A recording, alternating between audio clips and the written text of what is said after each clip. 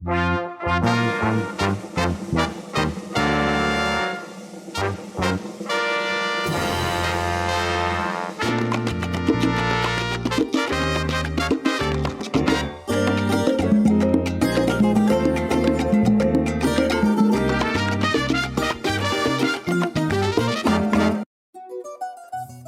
acuerdo con correspondencia recibida aquí recientemente, el 20 de octubre pasado, en San Francisco de California, se celebró una reunión de carácter social por los elementos puertorriqueños residentes en aquel estado para festejar a los señores Santiago Iglesias y Muñoz Marín, que estaban allí en estudio de las condiciones obreras.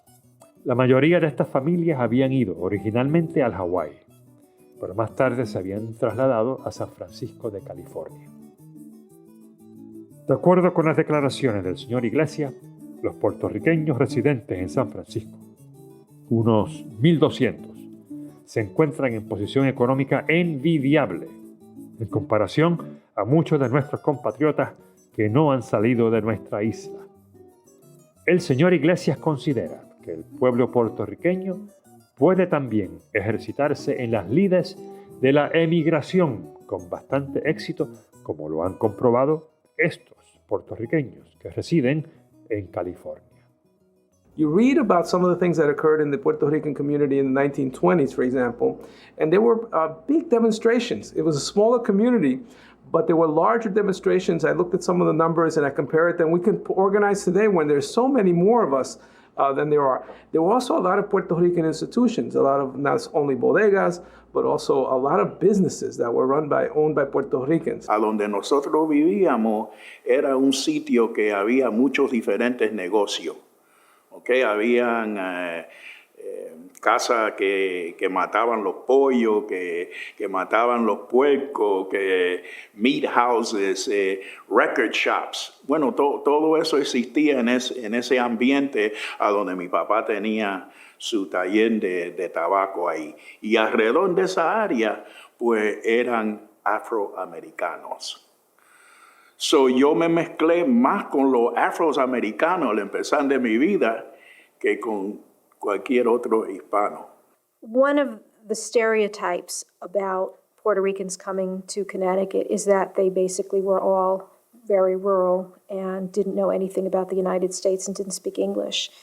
Although I have to say that in some cases, in the early years, I would say that a lot of times Puerto Ricans were looked upon more as kind of a novelty or a curiosity by people. When there were not that many, people said, oh, isn't this interesting? We have these new neighbors in our midst, and they eat these interesting foods, and they listen to this very curious music. So there was a certain amount of that. And then I think later on, as the population grew, there was a certain amount of hardening of attitudes and people saying, this is a deluge, we don't want them here, and why are they here, and so forth. Under the pretext of a continuing labor shortage, the Arizona Cotton Growers Association in 1926 arranged with the Bureau of Insular Affairs of the Department of Interior to import 1,500 Puerto Ricans. In Arizona, the Puerto Ricans could not be speeded up to the point where they could pick enough cotton to make a living. They soon became public charges. The labor scouts who had recruited these workers had grossly misrepresented conditions in Arizona. Workers were told that houses with electric lights were furnished and that wages were high. When they discovered that they had been deceived, they staged a minor rebellion. Less than 50% remained in the fields. The others deserted the camps and marched into Phoenix. By the following season, 90% of the Puerto Ricans had disappeared. They had scattered like clouds. No one knows just where they went or what happened to them, but they were not returned to Puerto Rico. Yo custodio y estamos trabajando y publicando el archivo epistolar del comisionado residente de Puerto Rico en Washington, don Félix Córdoba Dávila, que fue comisionado entre 1917 y 1932. Y hay correspondencia de algunos de estos emigrantes donde pues le plantean al comisionado residente sus necesidades algunos su deseo de poder regresar a Puerto Rico y cómo él los puede ayudar porque están en condiciones económicas bastante precarias y por lo tanto necesitan algún tipo de ayuda para poder volver hacia la isla. Telegram from Reyes to Commissioner of Puerto Rico. Sir, workmen brought here from Puerto Rico to work for the government in New Orleans, ill-treated. They have been taken out of the city under soldier guards and not with butt ends of guns. Some have been paid only part of their salaries, others nothing at all, their goods all gone. In representation of said laborers, I request you to come here and make investigation. Complete indignation reigns among us. We anxiously await your answer.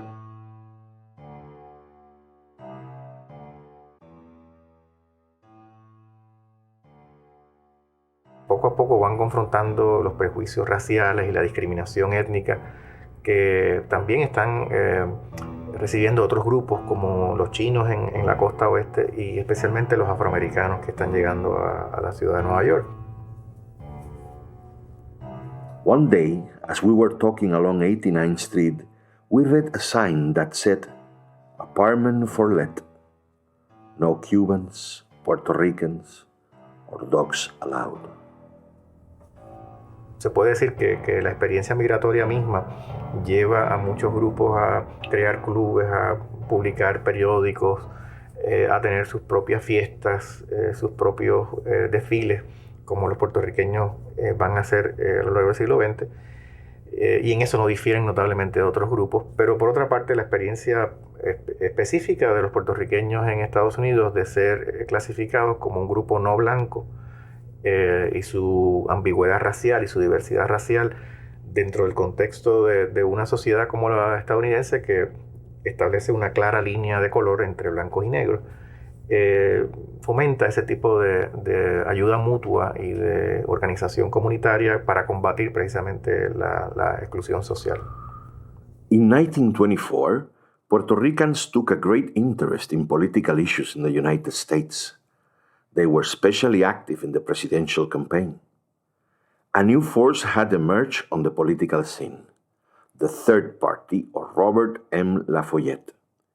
His bid for the presidency won the backing of the American Socialist Party. The leadership of the AFL soon announced its official support as well. East Coast liberal farmers from the Midwest, organized workers, the national minorities, all united in the progressive movement behind Lafayette. In New York, our Alianza Obrera called a rousing rally in support of the Lafayette campaign.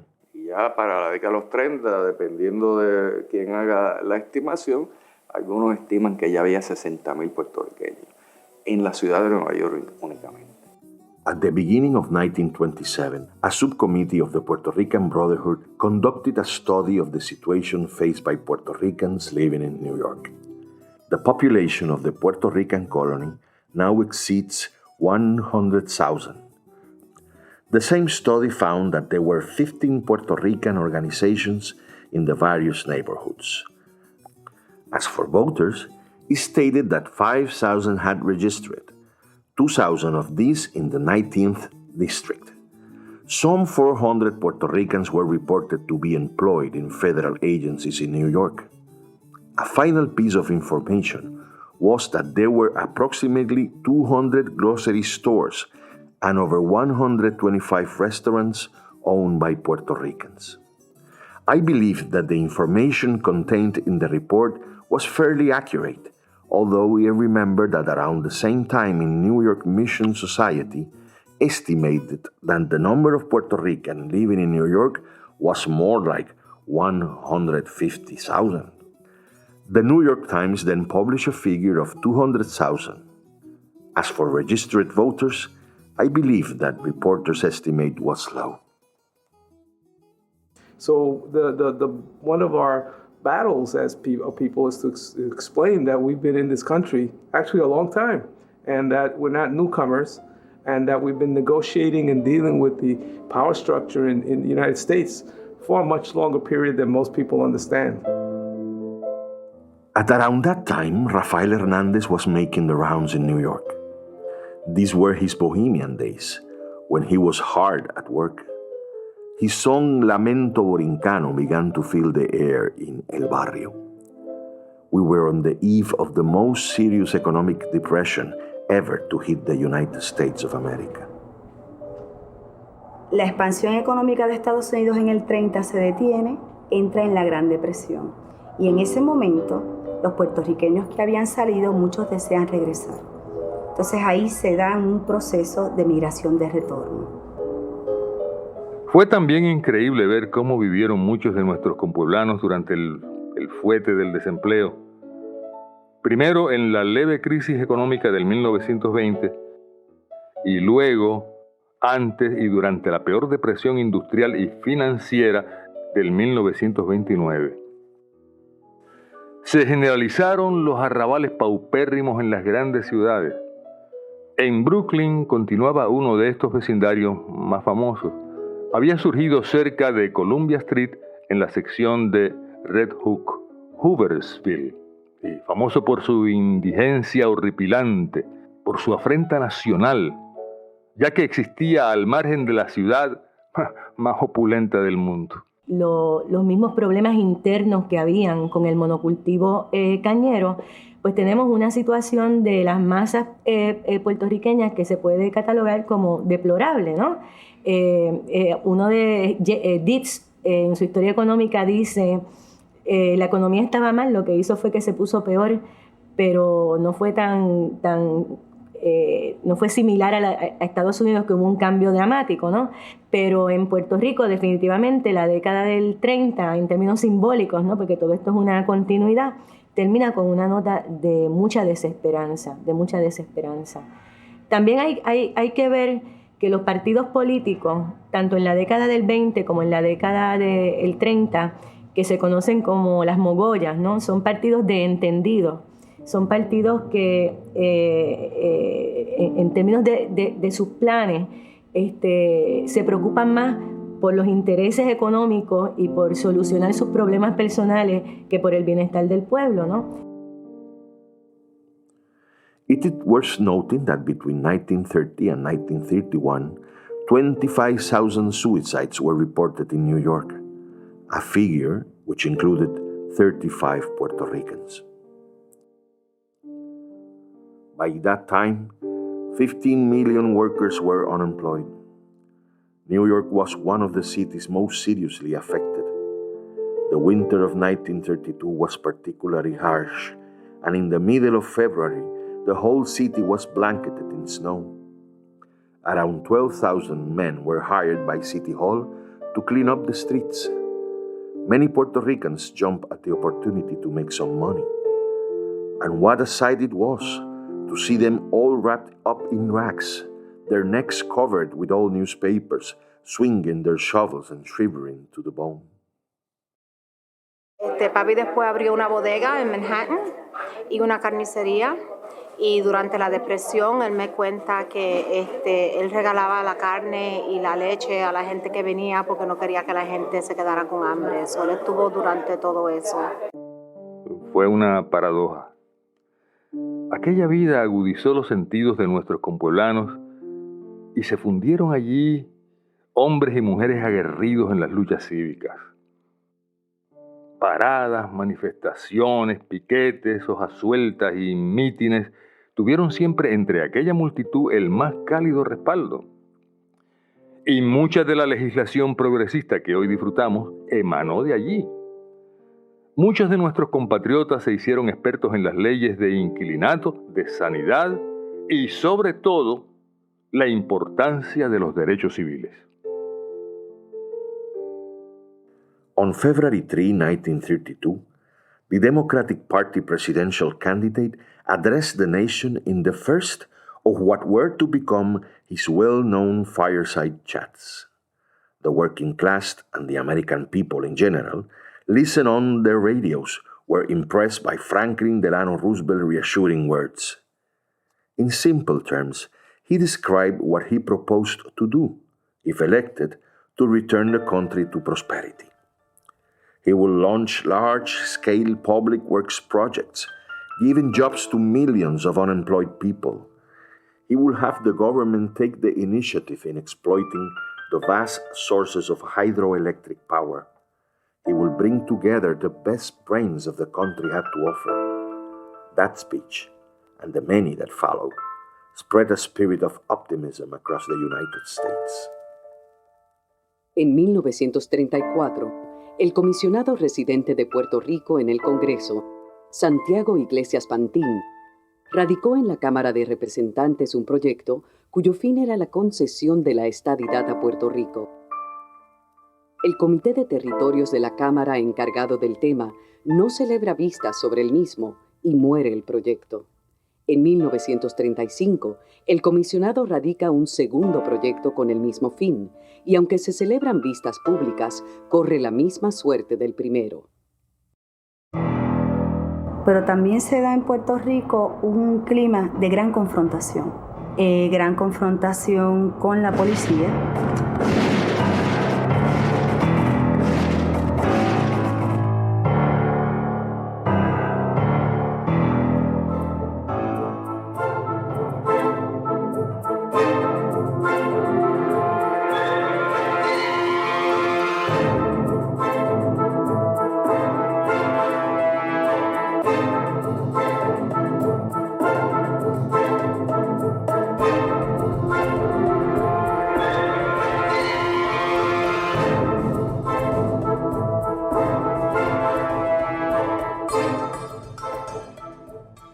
Como represalia por la muerte de su amigo Riggs en abril de 1936, el senador Millard Tydings presenta el proyecto 4549 para convocar un referéndum con la independencia como única opción. Una vez independientes los puertorriqueños se harían ciudadanos de Puerto Rico, perdiendo su capacidad de entrar en los Estados Unidos libremente y estableciendo una cuota de 500 puertorriqueños cada año. Otros 4 proyectos sobre el estatus de la isla se someten, pero ninguno prospera.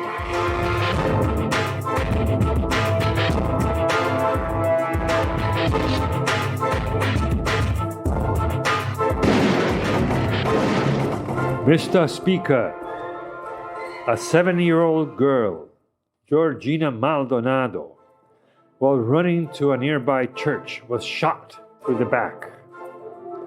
A woman, Maria Hernandez, was also killed. Carmen Fernandez, age 33, was severely wounded. After she fell down, a policeman struck her with his rifle, saying, "Take this, be a nationalist." Maria Hernandez was a member of the Republican Party, and while running away was clubbed twice on her head by a policeman. Dr. Jose Ngandra, one of the physicians who assisted the wounded, testified that wounded people running away were shot, and that many were again wounded through the back. Don Luis Sanchez Frasquieri, former president of the Rotary Club in Ponce, said that he had witnessed the most horrible slaughter made by police on defenseless youth. No arms were found in the hands of the civilians wounded, nor in the dead ones. About 150 of the demonstrators were arrested immediately afterward, several of them being women. All the nationalist leaders were also arrested. They were released on bail. More than 15,000, as was reported by El Mundo, a Puerto Rican newspaper, attended the funerals at Ponce, and more than 5,000 at Mayagüez. The above is not a description of the Ponce events by a Puerto Rican nationalist. It is from a speech of Representative John T. Bernard of Minnesota. Does not this bring to mind the Boston Massacre in 1770 and the shooting of Russian peasants by the Tsar in 1905? Remembering the events of Easter week in Dublin, 1916, do not you agree with J. Franklin, Washington commentator for the Stern Papers, that Puerto Rico is the Ireland of the Caribbean? movilización social de los puertorriqueños en Estados Unidos giraba, entre otras cosas, en torno a la cuestión del estatus político de Puerto Rico. To the nationalists, all Puerto Ricans, no matter where they found themselves, were supposed to dedicate their enthusiasm and support to the struggle for the independence of the homeland. They even went so far as to insist that Puerto Ricans who became involved in the immediate social struggles in New York were betraying their primordial patriotic duty. In their view, Boricuas in New York were not immigrants but exiles, and their only thought should be the redemption of our native soils and their prompt return to Puerto Rico. Puerto Rican workers, and especially the communists and their sympathizers, rejected this position. Although there was no argument about the need to fight for Puerto Rican independence, they did not accept that this should involve folding their arms and doing nothing about the exploitation being suffered by Puerto Ricans in New York. La historia de los puertorriqueños aquí en Estados Unidos tiene también otra vertiente que es inclusive mucho más mainstream todavía, ¿no? Que es la vertiente que se interesa en penetrar las estructuras de representación política aquí en Estados Unidos para desde esas plataformas institucionales norteamericanas, ¿no? Darle atención a los issues, las necesidades, los problemas de los puertorriqueños aquí en Estados Unidos. At the same time, new political forces were appearing on the scene. One very significant example was the establishment of the Fusion Party, which united progressive Democrats and Republicans behind Fiorelos LaGuardia's candidacy for mayor of the New York City. On September 29, 1933, the Fusionists nominated a Puerto Rican, J.M. Vivaldi, to run for the State Assembly from the 17th District. O sea que tú tienes, en realidad, cuando tú miras, tú tienes expresiones de interés en la cuestión nacional coexistiendo con expresiones de interés y envolvimiento en asuntos laborales, socioeconómicos, relativos a la dinámica aquí en Estados Unidos, conjuntamente con expresiones de envolvimiento e interés en la política más conservativa, si tú, por así decirlo, usando esa palabra como sinónimo de mainstream, ¿no? En términos de participación en las instituciones de gobierno de Estados Unidos en el territorio continental.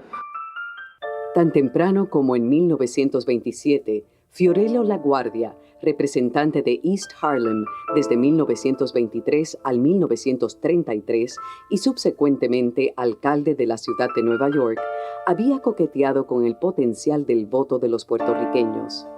Could you send me a list of Puerto Rican organizations located in my congressional district? Le solicitó a un puertorriqueño aspirante a líder organizacional.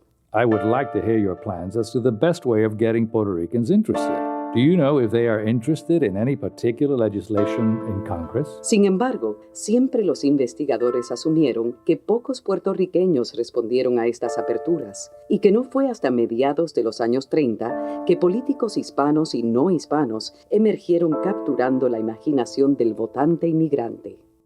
Virginia Sánchez Coro. In the meantime, major changes were at work in the Puerto Rican community, at least as far as politics were concerned.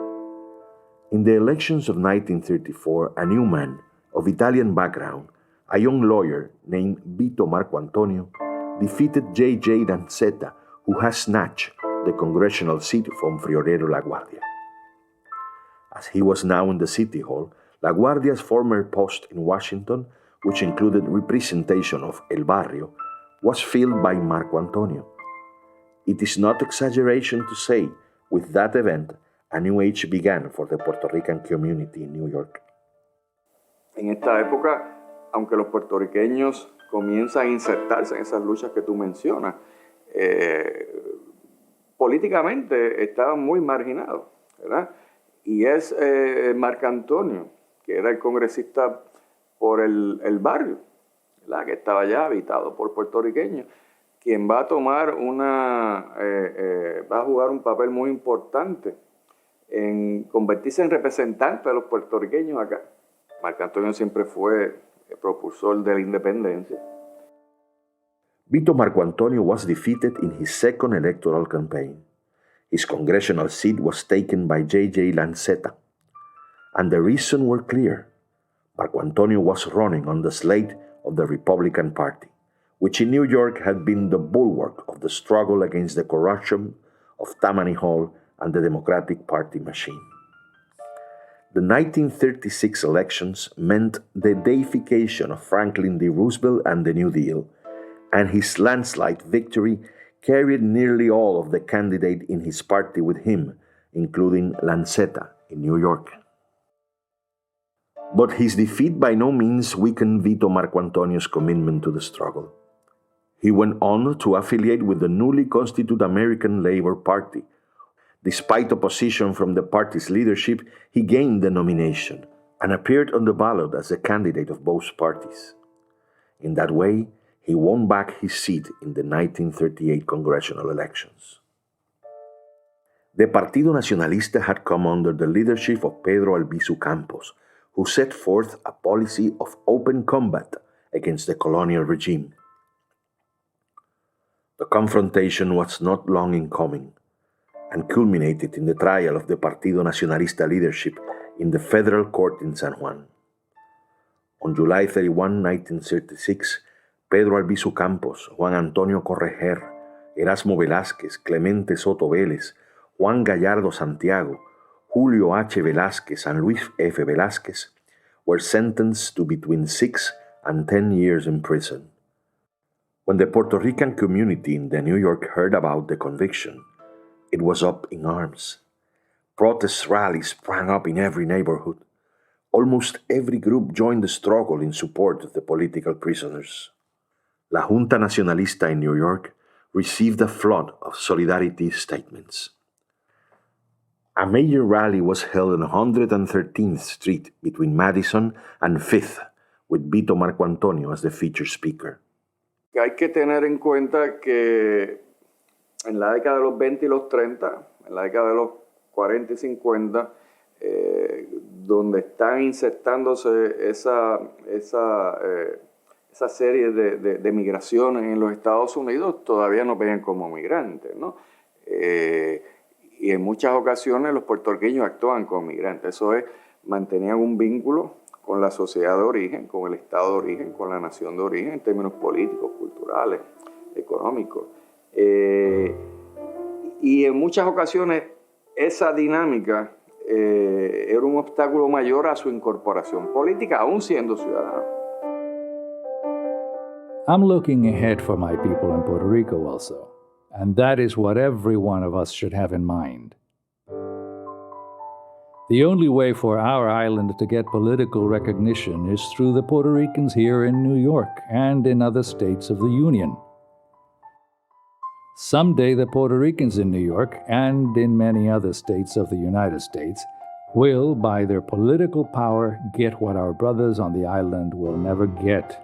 Congressmen who, in exchange for our help to elect them, will have to help our beloved Puerto Rico. Someday our island will be a state like New York, or a republic like Cuba. Besides, very soon we should be able to elect right here in New York to begin with some Puerto Ricans as aldermen. Carlos Tapia. Más interesado en la cuestión nacional, no puede haber alguien que Bernardo Vega, pero al mismo tiempo estaba también involucrado e interesado en las cuestiones que tenían que ver con los problemas específicos de los puertorriqueños aquí en Estados Unidos.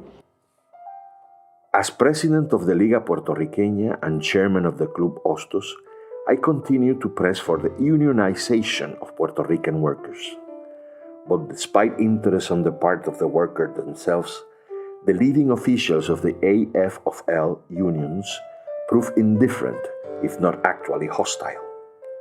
Among the women working in the needle trades, a spontaneous movement arose in which the Puerto Rican rank and file of Local 22 of the International Ladies Garment Workers Union appealed to the top leadership in a letter signed by 187 members to authorize the formation of a local for Spanish-speaking workers. The Executive Council of the International effectively killed the proposal by refusing to put it on the agenda.